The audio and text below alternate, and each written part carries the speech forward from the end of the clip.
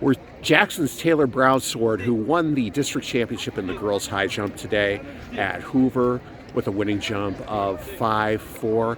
And Taylor, you've had a really interesting season. You jumped your season's best 5.6, and then after your first meet, and then you sprained your ankle. Yeah. How has it been like really trying to bounce back from that? And do you feel like you're in good form now heading into regionals? Yeah, I think I'm in much better form. It was definitely a lot, especially because I play volleyball too, just icing, all that, trying to recover. But I feel good about it and I'm excited. So. Now today, you had a very interesting day here today. You got a few jumps in, a few successful jumps in, and then you had a little bit of a delay because of the weather here. How much did that really affect you?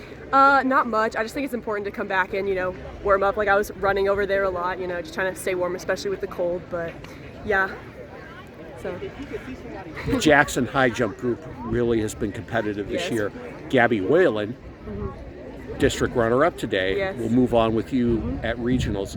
To have that competitiveness in the same group, how much does that help you? I think it's really important. I definitely get fired up, especially with like my own teammate, so it's like, it's like fun, but also like, competitive. I think if it was just me jumping, I don't think I would have gotten the height I got, you know what I mean? So I think the competitiveness and like the adrenaline that I get is important.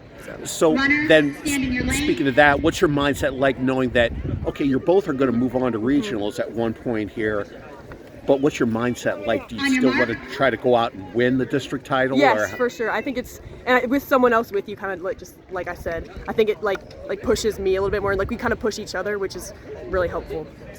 So what are your thoughts now going into regionals next week? Do you have a certain mark you feel like you have to hit to be able to move on to state, or how do you think it's going to go? I think more it's kind of what like everyone jumps. I feel like it kind of depends on like the meet and like the people there.